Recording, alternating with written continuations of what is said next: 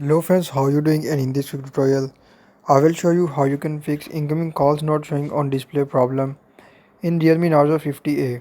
So before you're starting video, don't forget to subscribe and also press the bell icon for my latest videos. So if you're facing incoming calls not showing on display screen in your Realme Narzo 50A, simply first of all you just need to tap on settings and then follow every single step as I'm showing you in this video. So first of all just go to call settings.